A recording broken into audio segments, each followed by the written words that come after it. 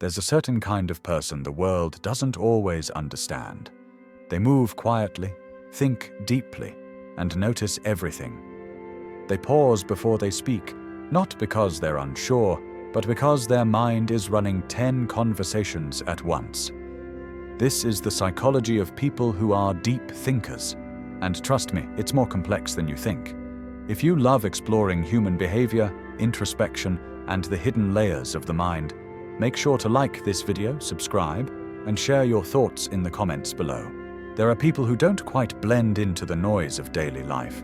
They'd rather listen than talk, observe than perform. When they see sunlight flicker across a wall, they think about time, impermanence, and how everything beautiful seems to pass too soon. These are the deep thinkers, the ones who live half in the outer world and half inside their own consciousness. They can turn a single sentence into an entire universe of meaning.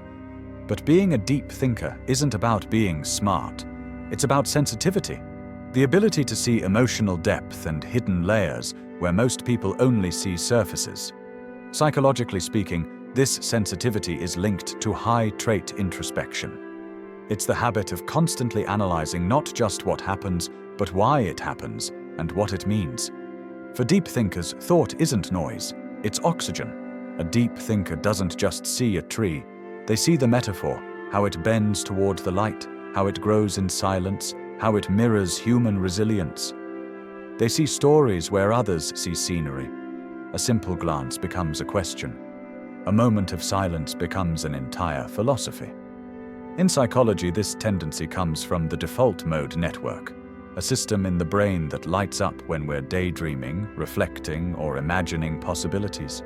It's the same network that fuels creativity, memory, and self-reflection. That's why deep thinkers are constantly weaving connections between emotions, ideas, and experiences.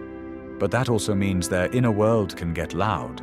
While most people move through life reacting, deep thinkers are constantly observing. They pause to process what others rush past. And by the time they're ready to respond, the conversation has often moved on. So they stay quiet.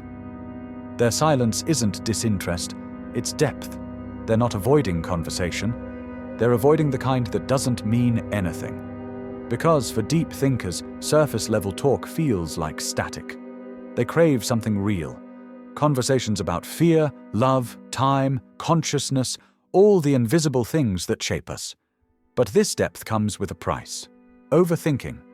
They replay old moments, analyze every tone and word, and wonder what someone really meant. It's not insecurity, it's pattern recognition. They see nuances where others see simplicity.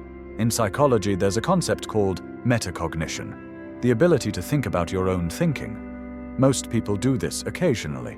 Deep thinkers live there. They're always one step removed, analyzing their thoughts as they have them. That makes them self-aware, but also self-critical.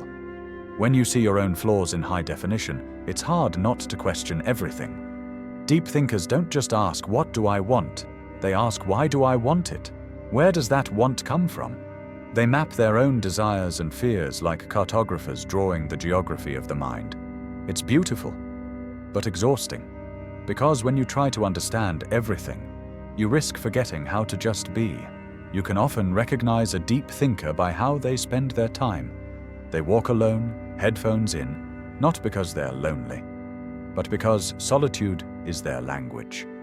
It's where their thoughts can breathe. It's where they sort the emotional data they've been absorbing all day. Deep thinkers feel deeply but rarely show it. Their emotions move like quiet waves beneath still water, invisible but powerful.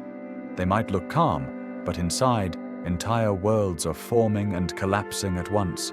Psychologically, this is tied to existential thinking, the habit of questioning not just your own life, but life itself.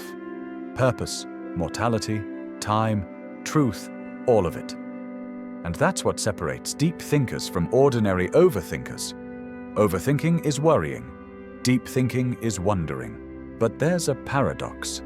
The same ability that helps deep thinkers connect everything can also trap them in webs of their own making. When your brain is that powerful, you can start seeing meaning where there isn't any. You can read too deeply into silence. You can turn a simple moment into a labyrinth of interpretation. It's like having a microscope that's too sharp. You start noticing details that weren't meant to be magnified. Still, that sensitivity also fuels creativity. Many of history's most revolutionary minds, Jung, Einstein, Da Vinci, were deep thinkers. They questioned everything, saw connections no one else did, and built bridges between logic and imagination. But in a world that rewards speed, certainty, and simplicity, deep thinking can feel like a disadvantage. We're taught to react, not reflect, to move, not pause. So deep thinkers often hide their depth to fit in. They nod, smile, pretend to follow small talk, while inside, their mind is galaxies away. Later, when the noise fades, they unpack the day in solitude, replaying and analyzing until every moment finds its meaning. There's loneliness in that, not because they dislike people, but because few people can meet them at that depth. They don't open easily, but when they do, it's all or nothing. They don't half love. They don't half understand. They give you the full raw truth.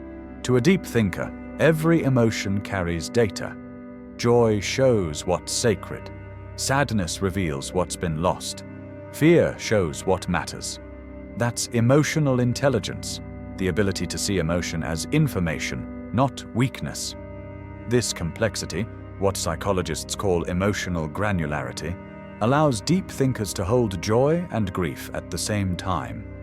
It's not confusion, it's capacity.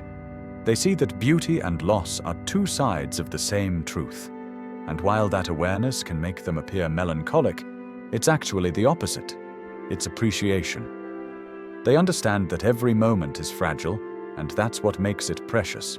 But being that aware can be overwhelming. Deep thinkers notice everything: the tension in someone's voice, the flicker in their eyes, the energy in a room. They read subtext before words even form. That's empathy, but it's also emotional overload. So they retreat. They need stillness to detox.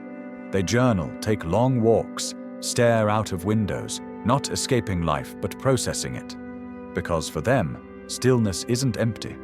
It's medicine. Without it, the constant introspection turns into rumination, the endless replaying of problems without resolution. They're not being negative, they're searching for closure.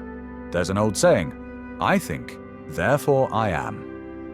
For deep thinkers, it's both a blessing and a curse. Thinking affirms their existence, but it can also consume it. They can dissect love until it feels like theory. They can study emotion until it stops feeling alive. That's why deep thinkers have to learn balance, to let thoughts serve life, not replace it. When they do, they become extraordinary, because they can connect intellect with empathy, logic with compassion. That's not just intelligence, that's wisdom. Deep thinkers don't see people as good or bad. They see them as stories, shaped by invisible experiences and emotional maps no one else can see. They forgive easily, forget rarely, and carry lessons like small treasures in their mind. They understand that joy and grief coexist, that laughter and loss come from the same root. That awareness gives them grace, and sometimes humor. Because when you truly understand how fragile life is, humor becomes a kind of wisdom. In the end, the psychology of people who are deep thinkers tells us something about everyone. That somewhere inside, we all have the ability to see deeper, to look past distractions, and to meet ourselves honestly. Deep thinkers remind the world to slow down, to think before reacting, to appreciate mystery instead of fearing it. They show us that silence can be sacred. That depth is not a flaw, it's a form of light. So if you're one of them, if your mind feels too crowded, your thoughts too heavy, remember this: you're not too much. You're just seeing too clearly in a world that forgot how to look. And that depth, that's your gift.